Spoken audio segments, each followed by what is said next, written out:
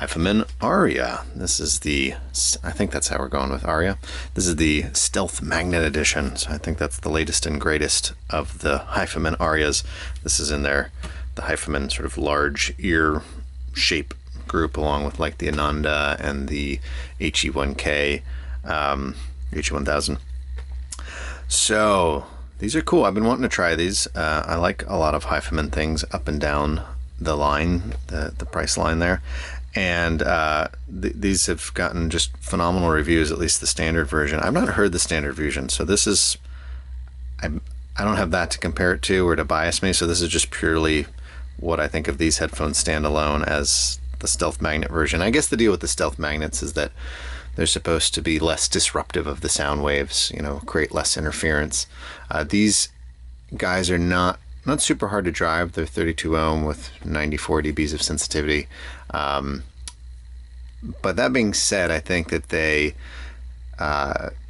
you're not really doing them justice. Like I had them plugged into the Mojo and they sounded pretty good, but then against some proper DAC and amp combos, they really scale up. So I think this is a headphone that, if, you know, depending where you're at in your process, if you're sort of wanting to go more headphone first and then fill back in with your upstream stuff later, you could do that and get a lot of enjoyment out of them, but they're really not at their best until they're matched with some slightly better, more powerful gear.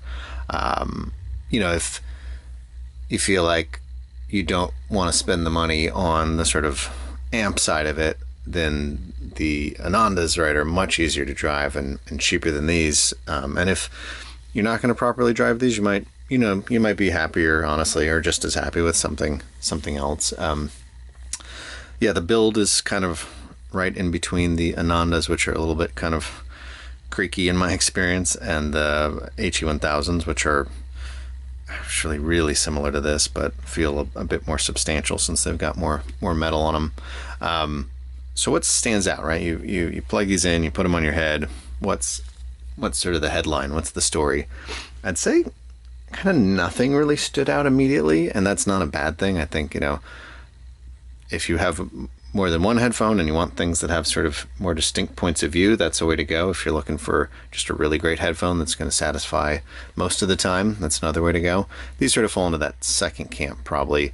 I guess the headline is sort of smoothness and body, right? So the highs are not like really super sparkly or crisp. It's not really like a air gap kind of headphone that's creating all this light space, or tension up at the top.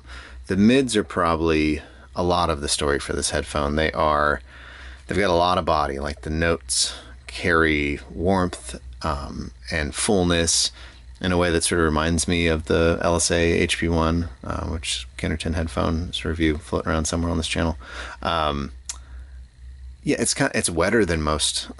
Ugh, that's not my favorite term, but it is wetter than most Hifiman products I've heard, aside from maybe like the HE400 or 560 or some of that stuff. Well, maybe just it's kind of a warmer listen. Like if you're looking for some of that characteristic Hifiman, like lightness and separation and like texture in the mids, then honestly things like the Ananda probably deliver more on that, or the HE6 SE, or up the chain, obviously the HE1000. But these are kind of trying to do something different in my mind, that's got a sort of richer fullness to them. There's this a little bit of like an occasional shout in the upper mids, like upper mids, lower highs. I don't know, kind of right in that intersection bit. There's this occasional shout that I couldn't really pin down. That wasn't my favorite, or it just felt a little out of character to the rest of the headphone, which has this kind of like fluidity to it. I'd say the bass is, I guess, another part of the story here. This has a much fuller, more robust sort of bass sound than a lot of other Hifimans I've heard as well. I don't know that it always feels very like tight or controlled necessarily, but it's got great impact, and it's got sort of extension. It kind of goes out away from the listener and sort of extends outward, and it's got like I said, a fullness to it and a depth that's really fun. So yeah, I guess from a sort of tonality perspective, this is going to be leaning a little smoother, a little darker, a little fuller than some of the other Hifimans I've heard. Soundstage is kind of interesting. It sort of wraps around the sides of your head from front to back. It stays kind of close, but it definitely has that sort of forward back thing going on. Resolution is good. I think it's in line with other headphones in this category, but it's not exceptional, especially if you like a lot of like sort of raspy character within your mids. I wouldn't say I found that to really come forward in this headphone. It's just really all day listenable. It's a really like no complaints, great sounding, big planar headphone that's a little smoother, a little darker.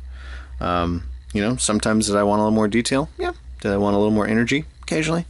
But that's all about sort of taste and what kind of listening you're doing. Like, this is a headphone you can definitely relax to and like have some music while you're working, and it's not like going to shout at you and demand your attention all the time. But that also means, if you're sitting down to do some really dedicated listening, is it going to be exciting enough? I don't know. I think that's really going to come down to taste. And if you lean into a little darker, smoother, more fluid, warmer, richer sound, still in a tidy planar package, then yeah, definitely worth checking out. Anyway, I'm going to leave it there. Hopefully it's a quick one. If you enjoyed this or anything else, don't forget to subscribe to the channel. Got a whole ton of stuff coming down the line. Some really high-end gear I'm excited about. So yeah, until next time, this is Signcraft signing out.